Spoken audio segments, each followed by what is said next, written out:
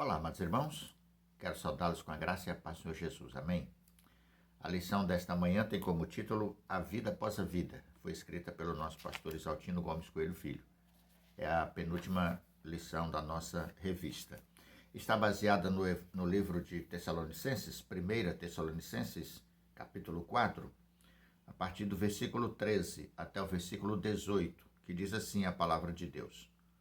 Não queremos, porém, irmãos, que sejais ignorantes com respeito aos que dormem, para não vos entristecerdes com os demais que não têm esperança. Pois, se cremos que Jesus morreu e ressuscitou, assim também Deus, mediante Jesus, trará em sua companhia os que dormem. Ora, ainda vos declaramos, por palavra do Senhor, isto: nós, os vivos, os que ficarmos até a vinda do Senhor, de modo algum precederemos os que dormem.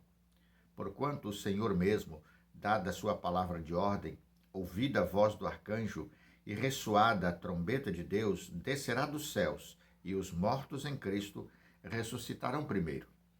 Depois nós, os vivos, os que ficarmos, seremos arrebatados juntamente com eles entre nuvens, para o encontro do Senhor nos ares, e assim estaremos para sempre com o Senhor. Consolai-vos, pois, uns aos outros com estas palavras. Este é o texto, da nossa meditação desta manhã. E o nosso mestre, nosso professor aqui, pastor Isaltino, ele diz: cremos na ressurreição dos mortos. Ela sempre fez parte da pregação cristã e era considerada como doutrina rudimentar. É a grande esperança cristã. A vida após a vida e o evangelho de Jesus oferece mais que qualquer outra doutrina religiosa acerca desse assunto. Quando ele fala que era uma doutrina rudimentar, ele quer dizer que quando a igreja cristã passou a crer na ressurreição dos mortos, essa doutrina já era muito antiga. Nós cremos em algo que tem muitos e muitos séculos de história. Então não era uma novidade, não era uma invenção de moda. Jesus não estava criando uma coisa nova. Ele já estava falando daquilo que estava no coração de Deus desde muito tempo, desde que ele criou o universo. Então, a ressurreição dos mortos, defendidas pelo apóstolo Paulo, está fundamentada na experiência vivenciada pelo próprio Senhor Jesus Cristo, que morreu na cruz pelos pecadores e, ao terceiro dia, ressurgiu dos mortos e vive para toda a eternidade. Então ele diz, a ressurreição fala da volta à vida do homem integral. Logo, não se trata, por exemplo, de um corpo desencarnado, de um espírito desencarnado, mas sim da ressurreição plena do ser humano. Não só a alma, mas também o corpo. A obra de Jesus é completa e visa ao homem completo. No seu primeiro ponto, ele fala sobre a ressurreição como suporte da fé cristã. Uma das bases da doutrina cristã é a ressurreição do seu Senhor e do seu Salvador. E, consequentemente, a ressurreição de todos aqueles que virem a crer no Senhor Jesus. Aliás, a ressurreição, na verdade, ela é universal, ela é para todas as pessoas. O que diferencia é que a Bíblia diz que uns ressuscitarão para a salvação eterna e outros ressuscitarão para a perdição eterna. Logo, na doutrina cristã, a ressurreição faz parte da fé, tanto para os que se salvam, quanto para aqueles que não são salvos. Os cristãos sempre tiveram em seu credo doutrinário a doutrina da ressurreição. E isto é fácil de entender. A ressurreição geral sucederá porque Cristo ressuscitou. Sua ressurreição afiança a de todos. Então, o pastor Isaltino ele está citando aqui, por exemplo, Atos 24:15 e Romanos 6:5, 1 Coríntios 15:12, até o capítulo 16, verso 21. O Pai que o ressuscitou fará o mesmo conosco, isto é, Deus que ressuscitou a Cristo ressuscitará também a nós. 1 Coríntios 6:14 e 2 Coríntios 4:14. Nossa esperança se baseia no fato de que Jesus ressuscitou, porque ele vive, nós viveremos também. A cruz de Jesus decretou a morte da morte, Ela é moribunda e um dia morrerá. Apocalipse 20, verso 14. Não apenas morrerá, seus efeitos cessarão. Os mortos reviverão para serem julgados. Apocalipse 20, 12 e 13. A ressurreição do Senhor quebrou o poder da morte e o estabeleceu como Senhor e Cristo. Atos 2, 36 e Filipenses, capítulo 2, verso 5 até o versículo 11. Segundo Paulo, crer na ressurreição de Jesus é necessário para a salvação. Romanos 10, 9. A fé que salva é fé no Cristo crucificado e ressuscitado, não num Cristo mestre, modelo de ética e de caráter. É fé no Cristo levado à cruz, posto na sepultura e de lá saído. Quem não crê nesse Cristo não está salvo, porque seu Cristo é impotente, né? Se o seu Cristo é um mestre, né? É um sábio, é um filósofo, né? É um homem de boa conduta, de bom caráter, de ética. Esse seu Cristo, ele é impotente para salvar a sua vida. Porque o Cristo que nos salva é aquele que foi crucificado na cruz e ressuscitou dos mortos. Esse é o Salvador, né? As pessoas precisam entender que Jesus Cristo não veio para ser um revolucionário. Ele veio para ser o Salvador dos pecadores, né? Ele é a porta que conduz o homem ao céu. E bem-aventurado aquele que passar por esta porta. Ele foi ressuscitado, diz o pastor, para nossa justificação, e sem sua ressurreição, esta não aconteceria. Ou seja, se Jesus não tivesse ressuscitado dos mortos, não haveria ressurreição para ninguém. Romanos 4, 25. A ressurreição de Jesus é pilastra da fé cristã. Nós temos, por exemplo, todos os livros do Novo Testamento, desses livros, 17 deles referem explicitamente à ressurreição. E os outros 10 implicitamente falam sobre a ressurreição. Portanto, negar a ressurreição geral como evento a acontecer é deturpar a fé, né? Se alguém diz que não existe ressurreição, ele está negando a fé tão propagada pelo Evangelho. Para o apóstolo, não há como fugir disto. Cristo ressuscitou e nós também ressuscitaremos. Segundo ponto, como será isso, né? Como será? A ressurreição geral será com o toque da trombeta, anunciando a volta de Jesus. Num momento, num abrir e fechar de olhos, ao som da última trombeta, porque a trombeta soará. 1 Coríntios 15, 22. Né? Como diz um belo hino injustamente aposentado, diz o pastor, né? Ó, que dia faustoso esse dia há de ser, quando o som da trombeta ecoar. Quando o som da trombeta ecoar. Como diz, né, esse hino, será quando Cristo retornar em poder e glória, né? Ele estava citando o hino 114, né, do cantor cristão. E quando é que isso vai acontecer? Quando Cristo vier em glória, né? Mateus 24, 31, 1 Coríntios 15, 52 e 1 Tessalonicenses 4, versículo 16. Os mortos ressuscitarão primeiro e virão com ele ao encontro dos vivos naqueles dias, né? 1 Tessalonicenses 4, 15 e 17. Como Jesus disse, os crentes nele ressuscitarão naquele dia. João 6, 40, 44 e 54.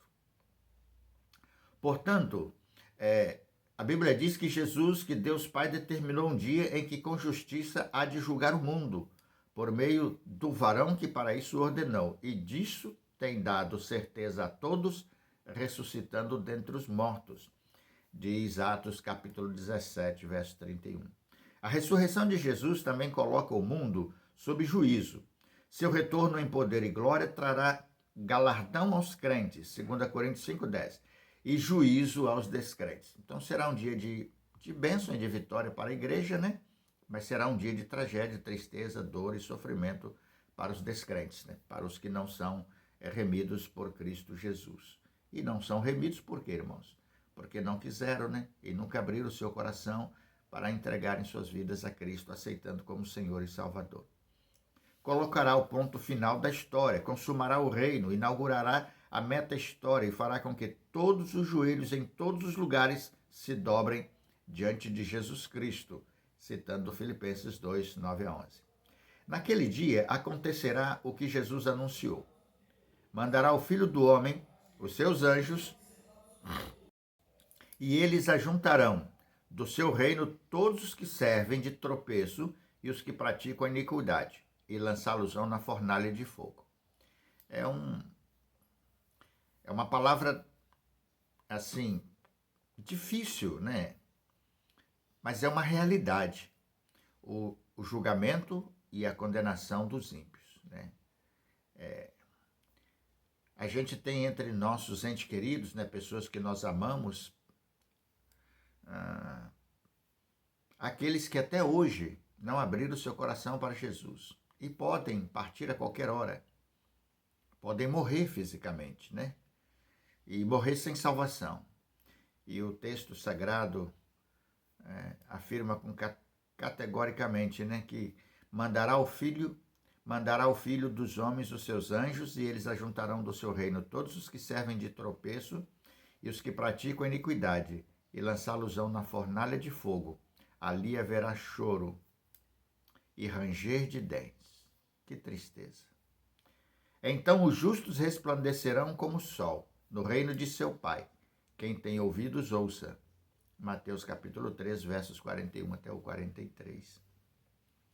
A maioria dos pregadores preferem hoje pregar um sermão bonito, belo, agradável, né, que anima o coração das pessoas e prefere falar de coisas boas do que de coisas ruins.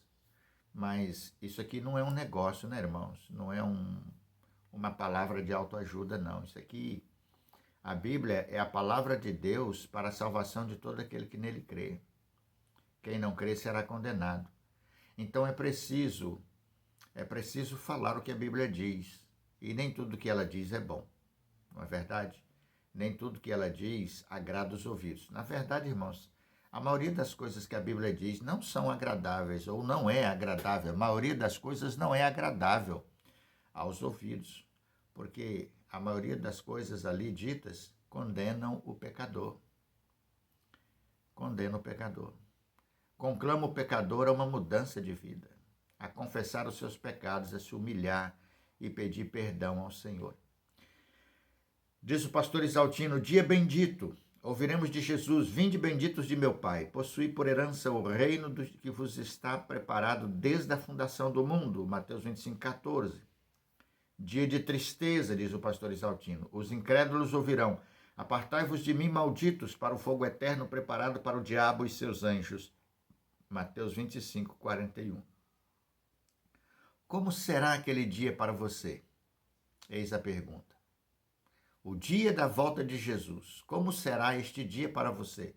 Será um dia bendito ou será um dia maldito? Reflitam sobre isto. O que acontecerá? Ponto 3. Quando Cristo retornar, os crentes que morreram serão ressuscitados e virão com ele. 1 Coríntios 15, 22 e 1 Tessalonicenses 4, 16.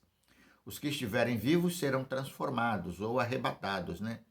1 Coríntios 15, 41 a 53 e 1 Tessalonicenses 4, 17. Os ressuscitados e os transformados terão corpos glorificados. 1 Coríntios 15, 42 a 49. Isso levanta uma questão: como serão nossos corpos e que tipo de glorificação é esta? O próprio Paulo considerou que alguém poderia fazer esta pergunta, 1 Coríntios 15, 35. Ele disse que traremos a imagem do homem celestial, 1 Coríntios 15, 49. João disse que seremos semelhantes a ele, 1 João 3, 2. Se seremos semelhantes a ele, lembremos que ele ressuscitado comeu. Aí vem Lucas 24, 41 a 43, João 25, 15 e Atos 1, 4. Pode-se argumentar que ele ainda estava na terra, ressuscitado, mas não glorificado. Mas pelo menos temos aqui algumas indicações. O Cristo ressuscitado não era um espírito, mas um corpo vivo. Lucas 24, 39 e 40. Né? Que falava, movia-se, expressava sua vontade, comia e bebia. A ressurreição, portanto, é do corpo, que será transformado. Então, amados irmãos, o fato de Jesus logo após a ressurreição, porque ele permaneceu vários dias ainda com seus discípulos aqui na terra, ter comido e bebido, sabe qual é o sinal que mostra aqui? Que ele não era um fantasma, ele não era um espírito desencarnado, como muitas vezes as pessoas dizem. Ele ressuscitou plenamente em seu corpo. Então, não é um fantasma que ressuscita, é o corpo na sua integridade, né, que vai ressuscitar. Este fato ressalta a questão da ressurreição corporal. Não é um espírito que volta e fica vagando pela terra e pelo mundo, como muita gente às vezes quer acreditar. Esse corpo não será corruptível como o nosso corpo atual, 1 Coríntios 15, 50. Não seremos energia cósmica, pensamento puro ou almas descarnadas. Seremos corpos glorificados, imortais como os anjos. Lucas 20, verso 36. Bendito seja o Deus e Pai de nosso Senhor Jesus Cristo, que, segundo a sua grande misericórdia, nos regenerou para uma viva esperança pela ressurreição de Jesus Cristo dentre os mortos. Né? Então, estas são as palavras que nós devemos fazer nossas palavras. Como disse o apóstolo, né? 1 Pedro 1:3.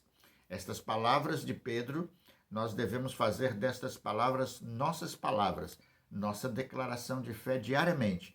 Bendito seja o Deus e Pai de nosso Senhor Jesus Cristo, que, segundo a sua grande misericórdia, nos regenerou para uma viva esperança, pela ressurreição de Jesus Cristo dentre os mortos. A esperança é que nós vamos ressuscitar quando morrermos. A esperança é que, se ele vier antes da nossa morte, nós seremos levados para o céu. Teremos o nosso corpo transformado para a glória do Senhor, para a honra do Senhor. Ele conclui dizendo assim, irmãos: a segunda vinda de Cristo não é motivo de terror, mas de júbilo. Somente crentes que não compreenderam o Evangelho a temem. Os fiéis, crendo na Bíblia, dizem: Amém.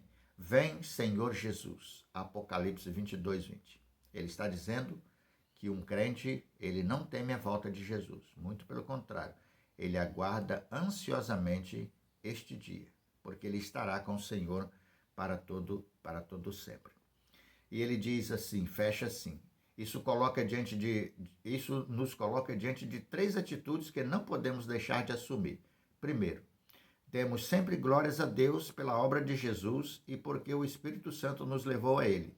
Somos salvos e temos a promessa da vida eterna com Jesus. Segundo, consolemo-nos uns aos outros. Este mundo é ilusório. Nunca os bens da terra poderão comprar a mansão celeste que tu vais morar. Cantor cristão 329, terceira estrofe, citada por ele. Terceiro, os sem Cristo estão perdidos eternamente. Evangelizemos o mundo, a começar de nossos queridos. Eles têm direito a ouvir as boas novas que Jesus Cristo salva. Embora sabendo que há tanta gente que não quer acreditar em Jesus, todavia, irmãos, nós não podemos parar. Nós devemos continuar pregando o Evangelho, anunciando as boas novas de salvação, porque será um dia de muita tristeza para aqueles que não são crentes em Cristo Jesus, o dia da sua volta. E entre estas pessoas, irmãos, há muita gente que pertence à nossa família. Às vezes é um marido, uma esposa, um filho, um neto, um primo, parente, né? Como não pregar o Evangelho, irmãos? Como não pregar o Evangelho? As pessoas da sua rua, né? Pessoas que você conhece, pessoas que você tem intimidade e pessoas que você não tem intimidade. Todas elas precisam ser evangelizadas. Por quê? Porque é claro na palavra de Deus, aqueles que não têm Jesus estarão perdidos eternamente. Deus nos abençoe, meus amados irmãos, que esta esperança que há em nosso coração, e o título, como colocou o pastor, ao invés dele falar a vida após a morte, ele diz assim, a vida após a vida, né? Porque, na verdade, a morte vai ser a última coisa a ser destruída, a última coisa.